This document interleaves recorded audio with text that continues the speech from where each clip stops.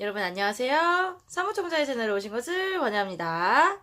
여러분, 제가 오늘은 가든 파티라는 파티를 주제로 한 이야기에 대해서 소개해드리고자 이렇게 나오게 되었는데요. 자, 우선은 제가 책을 한번 보여드릴게요.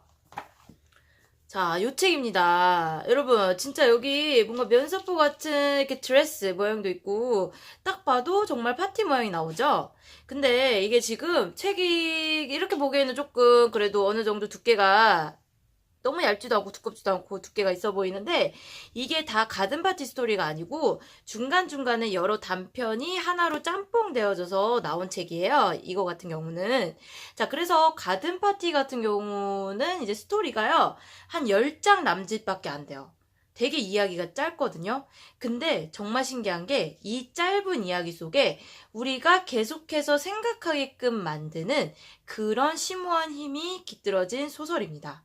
자, 그러면 어떤 줄거리가 있나 한번 살펴보도록 하겠습니다. 자, 여러분, 그러면 줄거리를 한번 봐보도록 하겠습니다. 자, 이 줄거리에서는요, 여러분, 가든 파티라고 하면 이제 정원에서 라는 파티잖아요. 정원이 있다고 생각해 보시면, 오, 집이 되게 부잣집이겠다라는 생각이 드시죠? 자, 그 생각처럼 여기서 나오는 이제 로라라는 어린 주인공이 나오는데요. 어리다고 해도 약간 어린 거랑 아가씨 중간 정도? 한 10대 소녀로 나옵니다. 자, 근데 이 소녀가 말 그대로 부잣집 아이인데요. 부잣집에서 이제 어느 날 갑자기 파티를 열게 되고 그 파티 열 때 이제 막 여러 가지 뭐 오케스트라 악단까지 오고요.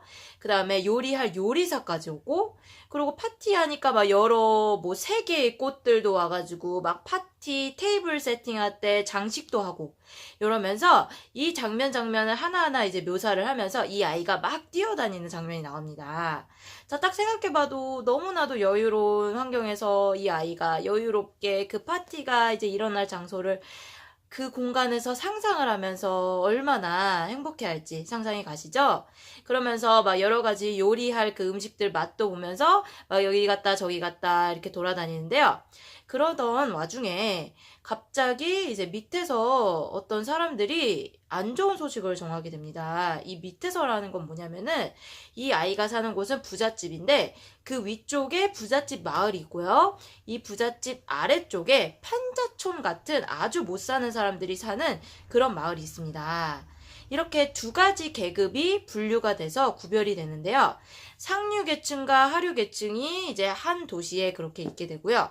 그러던 와중에 이제 로라가 하나의 소식을 듣게 되는데 아래층, 그러니까 아래쪽 사는 사람들한테서 어떤 사람이 갑자기 죽게 됐다는 소리를 듣게 됩니다. 자, 그래서 로라는 어린 마음에 그 얘기를 듣고서 엄마한테 가서 막 얘기를 해요. 엄마, 저 아랫마을에 사람이 죽었다는데 우리가 어떻게 파티를 할 수가 있겠어. 엄마, 우리 파티 취소하자. 이거는 좀 사람으로서의 도리가 아닌 것 같아. 이렇게 어린아이의 순수한 눈으로 얘기를 합니다. 근데 엄마는 이제 엄마 입장은 조금 있겠죠. 아무래도 이미 파티 초대장을 돌려놨을 거고 뭐 여러 가지 이제 돈을 써가면서 악단부터 시작해서 요리도 다 준비했는데 로라가 하는 그 터무니없는 얘기를 듣고서 얘 너는 우리가 여기서 파티 취소한다고 해서 저 밑에 마을 사람들이 우리한테 조금이라도 고마워하겠니? 그런 마음을 조금이라도 가지겠니? 터무니없는 소리 하지 말려. 우리가 파티를 중단해도 저 밑에 사람이 살아 돌아오는 건 아니란다.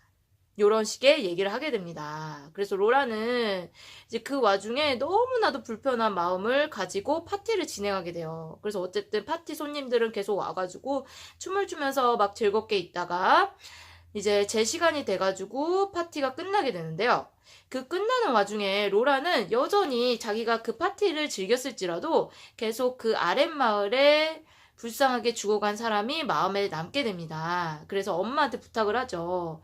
엄마, 이렇게 많은 음식들이 남게 됐는데 이거를 우리가 그냥 버릴 게 아니고 내가 바구니에 넣어서 그 아랫마을에 내려가서 그 돌아가신 분 집에 가서 그 먹을 것을 다 나눠주고 올게요. 얼마나 마음이 상심이 되고 그 집 아이들도 얼마나 슬프겠습니까? 이렇게 얘기를 합니다.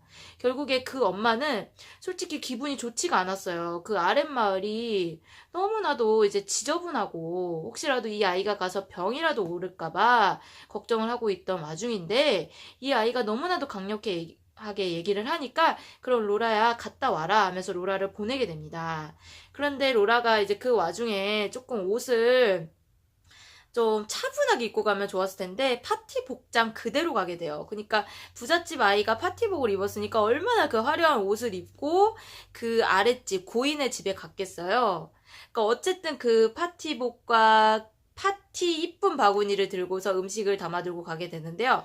그 아랫마을에 도착하고 보니까 알고 보니까 이제 그 집에 여러 이제 마을 사람들이 모여서 애국을 하고 있더라고요. 그 돌아가신 사람에 대해서 너무나도 슬퍼하고 애곡을 하고 있고 그 안에는 이제 그 죽은 사람의 관까지 놓여 있고 이런 상황이었는데 어쨌든 로라는 들어가기 전에 자기 옷에 대해서 고민을 합니다.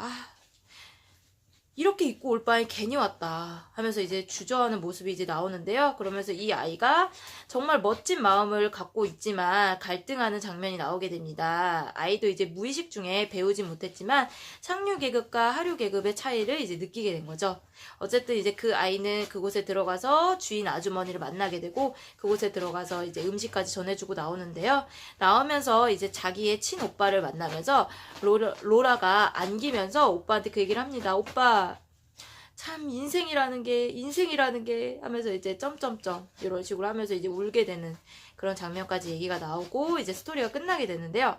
마지막 로라가 하는 대사에서 인생이라는 게 참이라는 대사에서 참 많은 것들이 느껴지더라고요.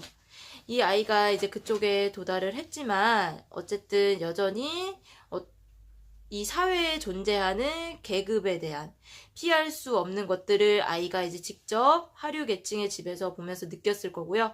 또 그러면서 사람의 인생이 이렇게 허무하게 가는구나 하는 등등의 많은 것들이 느껴질 수 있는 그런 스토리입니다.